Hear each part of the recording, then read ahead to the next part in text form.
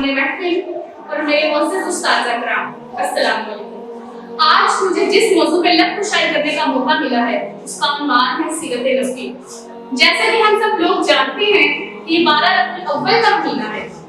ये वो महीना है जिसमें हमारे आखिरी नबी आकाए दो जहां हजरत मोहम्मद मुस्तफा सल्लल्लाहु अलैहि वसल्लम तशरीफ लेकर आए। हाज़रीन महफिल, ये वो महीना है जिसमें उस हस्ती की आमद हुई जिसकी खातिर ये सारी कायनात बनाई गई, जिसकी खातिर ये अर्श और फर्श बनाए गए। हाज़रीन महफिल, अगर हमारे प्यारे आका मीठे मिलने वाले मुस्तफा सल्लल्लाहु अलैहि वसल्लम इस दुनिया में तशरीफ लेकर ना आते तो इस दुनिया में कुछ भी ना होता। ना ये जमीन होती, ना आसमान होता, ना अर्श होता, ना फर्श होता।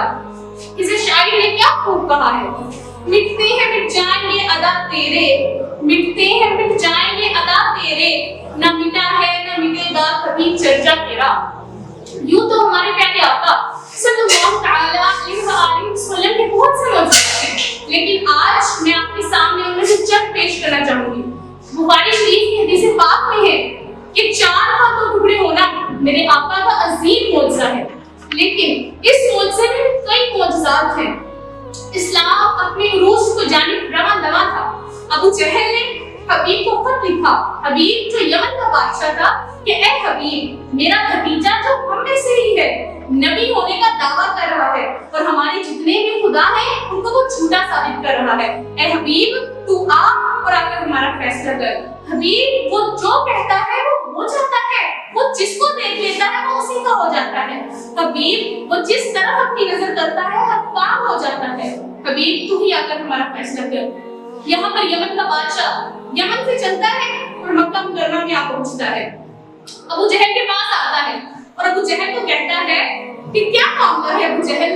अबू जहल आगे से कहता है, ए हबीब, वो जो कहता है वो हो जाता है, वो जिस तरफ अपनी निगाह करता है हर काम हो जाता है, वो जिसको देख ले वो उसी का हो जाता है।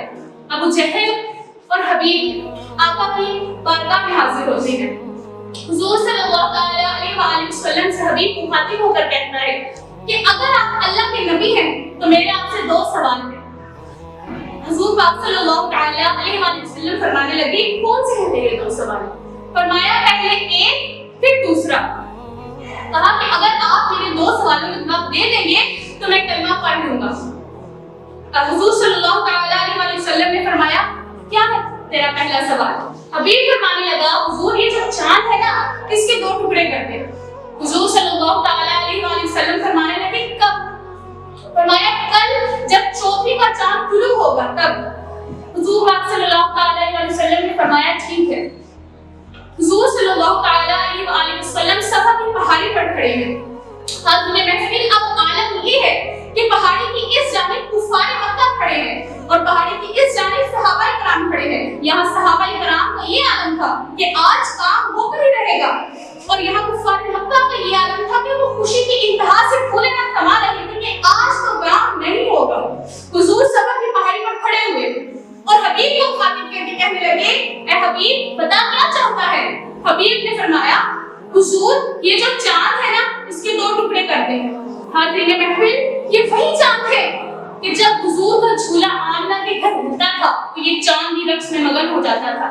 हुजूर सल्लल्लाहु अलैहि वसल्लम ने एक इशारा करने की देर थी कि चांद दो टुकड़े हो गया। यहाँ चांद को दो टुकड़े होना था कि हबीब हुजूर के कदमों में गिर के क्या अर्ज करता है कि हुस्न बेमिसाल देख के, हुस्न बेमिसाल देख के, आमिना दा लाल देख के, हुस्न बेमिसाल देख के, आमिना दा लाल देख के, पूरा लूबी रश्क आ गया, आमिना दा लाल देख के, ते यमनी कलमा पढ़ लिया, उंगली दा कुरान देख के। कहता है, हुजूर कलमा पढ़ा दीजिए। हुजूर ने कलमा पढ़ाया और फरमाया, ए हबीब, तेरा दूसरा सवाल क्या है? हबीब फरमाता है, हुजूर, आप शर्म आती है। हुजूर सल्लल्लाहु अलैहि वसल्लम ने उसे सीने से लगाया और कहा, हबीब, बता तो सही तेरा दूसरा सवाल क्या था? कहा, हुजूर, अब हिम्मत नहीं रही। हुजूर सल्लल्लाहु अलैहि वसल्लम ने फरमाया, हबीब, अगर मैं बता दूं? कहा, बता दीजिए हुजूर, ईमान और पुख्ता हो जाएगा। حضور صلی اللہ علیہ وسلم نے فرمایا کہ تو یمن کا بادشاہ ہے، تیری ایک بیٹی ہے، اس کو اللہ نے آنکھیں تو دی ہے مگر وہ دیکھ نہیں سکتی، اس کے پاس ہاتھ تو ہے لیکن وہ لکھ نہیں سکتی، اس کے پاس پاؤں تو ہے مگر وہ چل نہیں سکتی، اس کے پاس زبان تو ہے پر وہ بول نہیں سکتی، تو نے شہر بھر کے، تو نے ملک بھر کے طبیبوں سے علاج کروایا لیکن سب نے لا علاج کہہ کر اسے چھوڑ دیا، تو چاہتا ہے کہ وہ ٹھیک ہو جائے۔ حبیب فرمانے لگا جی حضور۔ حضور صلی اللہ علیہ وسلم نے فرمایا حبیب اب یہاں کرنا ہے، یمن واپس چلا جا۔ حبیب اب واپس اپنے گھر پہنچتا ہے، دروازے میں دستک دیتا ہے، اندر سے آواز آتی ہے کون؟ بولا میں حبیب ہوں۔ حاضرین محفل وہ بیٹی جو بول نہیں سکتی تھی، جو آنکھیں ہونے کے باوجود دیکھ نہیں سکتی تھی، ہاتھ ہونے کے باوجود ان سے کوئی کام نہیں کر سکتی تھی، پاؤں ہونے کے باوجود وہ چل نہیں سکتی تھی، وہ اپنے پاؤں پہ چل کے آئی اور زبان سے بول کے کہتی ہے بابا میں آ رہی ہوں۔ اس نے دروازہ کھولا، حبیب کی بیٹی کو گلے سے لگایا اور کہا بیٹی یہ سب کیسے ہوا؟ بیٹی کہتی ہے بابا چودھری کا چاند تھا، کیا سہانی رات تھی، فرشتوں کی بارات تھی، لب پہ سب کے لیے نعت تھی، بابا چاند کو لفت ہوا پھر وہ مست ہوا، جھومتا ہی جھومتا شاید کسی کو چومتا، آ گیا وہ گھر میرے، ٹھہر گیا وہ گھر میرے، بابا چاند میں جو نور تھا اس میں کوئی ضرور تھا۔ حبیب فرماتا ہے بیٹی تو نے غور سے دیکھا تھا چاند میں جو نور تھا وہ کون تھا؟ بیٹی فرمانے لگی بابا چاند میں تو داغ تھا مگر چہرہ ان کا صاف تھا۔ بابا فرماتے ہیں تم نے نام پوچھا؟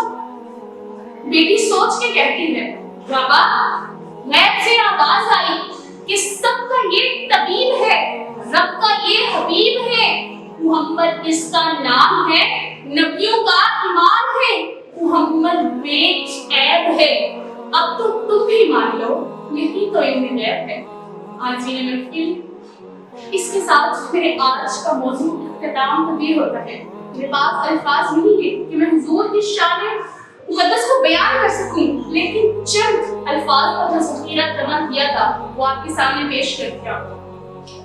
آخر میں اللہ رب العزت سے یادگارانہ سے دعا ہے کہ وہ ہمیں اپنے محبوب رب کریم صلی اللہ علیہ وسلم کے بتائے ہوئے رستے میں چلنے کی توفیق عطا فرمائے۔